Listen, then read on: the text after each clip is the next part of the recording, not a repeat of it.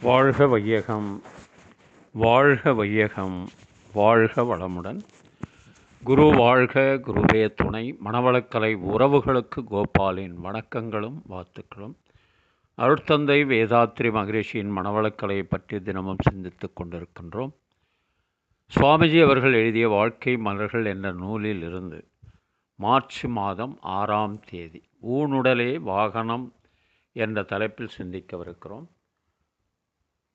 நாம் சமுதாயத்தில் ஒரு அங்கம். இந்த உடல் சமுதாயத்தின் சொத்து. அதனை கெடுப்பதற்கு நமக்கு அதிகாரமில்லை.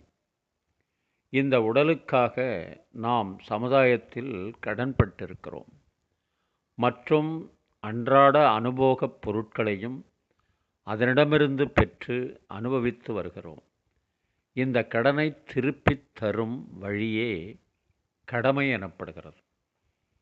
அவர்களது உடல் ஆற்றலையும் அறிவாற்றலையும் அந்தந்த நேரத்திற்கும் சூழ்நிலைக்கும் ஏற்றபடி குறைவில்லாமல் சமுதாய நலத்திற்கு அர்ப்பணமாக செலவிடல்தான் கடமை.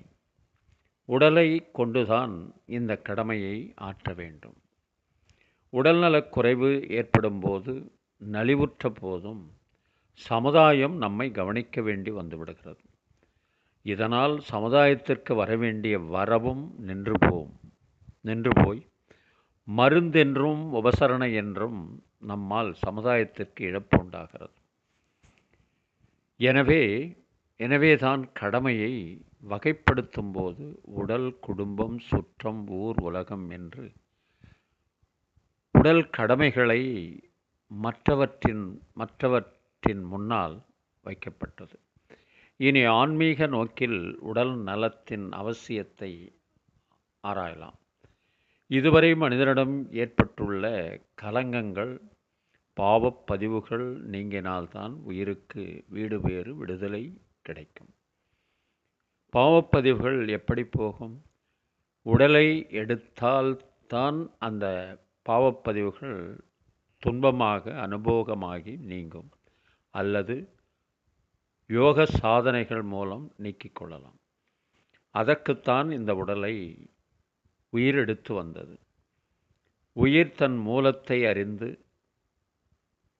அறிந்து கொள்ள எடுக்கின்ற முயற்சிக்கும் இந்த உடல் தேவைப்படுகிறது. ஆகவே உடலை உயர்வாக கருதி சீர்கேடு அடையாமல் போற்றி பாதுகாக்க வேண்டும். அப்போதுதான் ஆன்மீக பயணம் தடைபடாமல் இருக்கும். அருட்தந்தை அவர்கள் இதை கவிஞர் வாலி அவர்கள் கடமையை பற்றி எழுதியிருப்பார்கள். கடன் ப்ளஸ் மை என்ற விகிதை பற்றி கடமையானது. டியூ டு சொசைட்டி தான் டியூட்டி ஆனது என்று அருட்தந்தை வேதாத்ரி மகரிஷி கூறுகிறார்.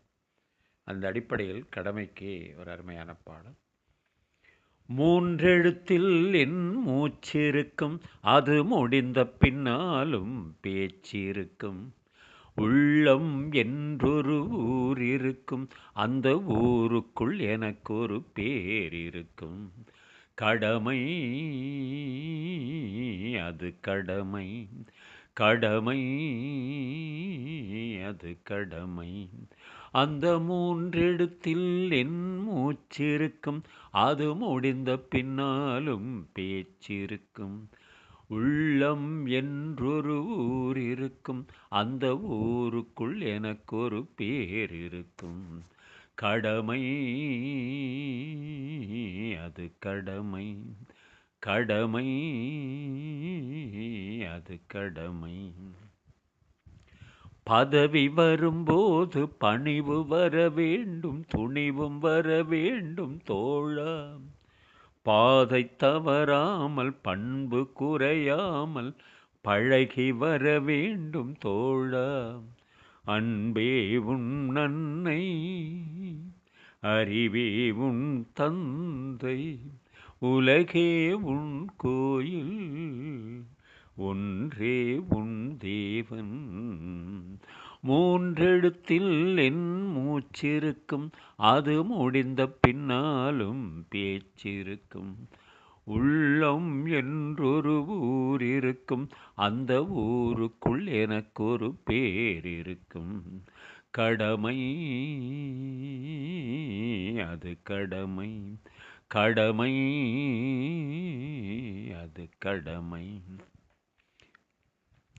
வாழைப்பூ போல பூமி முகம் பார்க்கும் கோழை குணம் மாற்று தோழா.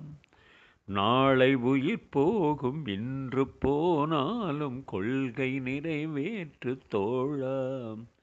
அன்பே உன் அன்னை, அறிவே உன் தந்தை, உலகே உன் கோயில், ஒன்றே உன் தேவன். மூன்றெழுத்தில் என் மூச்சிருக்கும், அது முடிந்த பின்னாலும் பேச்சிருக்கும். உள்ளம் என்றொரு ஊர் இருக்கும், அந்த ஊருக்குள் எனக்கொரு பேர் இருக்கும். கடமை அது கடமை, கடமை அது கடமை. வாழ்க வளமுடன். நீங்களும் உங்கள் அன்பு குடும்பமும் வாழ்க வளமுடன்.